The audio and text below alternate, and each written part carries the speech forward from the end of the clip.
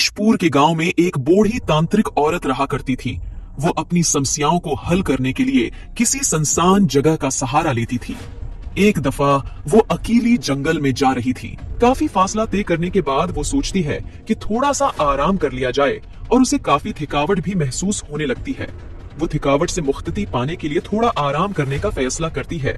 वो सोचती है कि अगर मैं कहीं पर जंगल में आराम कर लूं तो मेरी थकावट उतर जाएगी, जिससे वो दोबारा अपना सफर शुरू कर सकेगी। थोड़ा सा फासला तय करने के बाद जंगल में उसे एक गुफा नजर होती है।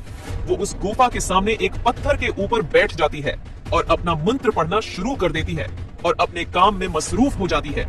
उसे नहीं पता होता जहां में वो बैठी होती है वो मौत की गुफा भी हो सकती है। कुछ ही लम्हे के बाद उसी गुफा में से एक जंगल का राजा शेर निकल आता है। पूरे जंगल के राजा, ये तुम्हारा घर था। मुझे तो पता ही नहीं था। मैंने गलती की। तेरे घर के सामने बैठकर मुझे छोड़ दो। हाँ, ऐसे कैसे जाने तू? बड़े दिनों के बाद कोई इंसान मिला है। मैं तो इंसानी गोश्त खाने को तरस गया था।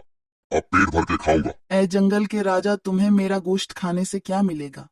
बूढ़ों का गोश्त तो वैसे भी नमकीन होता है। तुम किसी जवान का गोश्त खाओ। ये सुनकर शेर को गुस्सा आ जाता है। शेर कहता है कि मैं खाऊंगा तो तुम्हें ही खाऊंगा। और कुछ ही लम्हे के बाद इन दोनों की लड़ाई आपस में शिद्दत अख्तियार कर जाती है। शेर और बूढ़ी औरत आपस में उलझ पड़ते हैं। शेर कहता है कि मैं तुम्हें खाऊंगा, लेकिन बूढ़ी तांत्रिक औरत कहती है कि तुम्हें मुझसे क्या मिलेगा, लिहाजा तुम मुझे छोड़ दो, मैं तुम्हारे कुछ काम आ सकती हूँ। शेर कहता है कि मेरा ऐसा कौन सा काम है जो तुम कर सकती हो। उस पर बूढ़ी औरत अपनी शक्ति से शेर को पर लगा देती है, तो ये देखकर शेर खुश हो जाता है। बूढ़ी औरत कहती है, अगर तुम उन परों का सही प्रयोग करोगे तो ये तुम्हारे साथ हमेशा रहेंगे, अगर गलत किया तो ये उतर जाएंगे। शेर परों को देखकर बहुत खुश होता है। वो दिल ही दिल में सोचता है कि मैं अब जंगल पर नहीं बल्कि दुनिया पे राज करूंगा। शेर अपनी पहले वाली जिंदगी में इतना खुश कभी नहीं हुआ था जितना अब परों को देखकर खुश होता है। अब वो बूढ़ी औरत को खा नहीं सकता। शेर बूढ़ी तांत्रिक औरत का शुक्रिया अदा करता है। शेर बूढ़ी औरत से वादा करता है कि मैं इन परों का सही प्रयोग करूंगा। मैं किसी का बुरा नहीं चाहूंगा। अब मैं जाना चाहता हूं। ये कहकर शेर उड़कर जंगल में चला जाता है।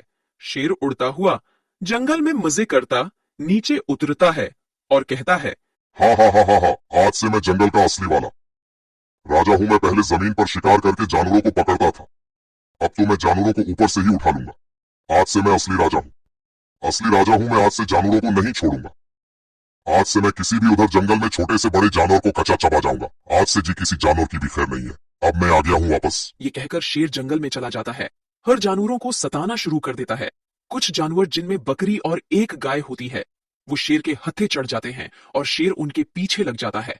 शेर पूरी कोशिश से उन पर हमला करने की कोशिश करता है। एक बकरी उसका दम घट जाता है और वो गर कर मर जाती है और उसकी दोस्त गाय, वो बेचारी, ये सारे अमल को देखकर रोने लग जाती है। और कुछ ही लम्हे के बाद शेर दूसरी तरफ पलट जाता है, गुफा के पास पहुंच जाता है और वो नीचे उतरता है। अचानक उसके पर कट जाते हैं। उसकी शक्ति खत्म हो जाती है और वो कहता है, अरे ये मेरे पैरों को क्या हो गया? अरे ये मेरे पैरों को क्या हो गया? मेरे पैर क्यों कट गए हैं? अरे अरे मुझे कब क्या? मैं जंगल में कैसे राज करूं? अब वो रोने लग पड़ता है। तो इस कहानी से हमें ये सबक मिलता है कि किसी भी चीज का सही प्रयोग करना चाहिए।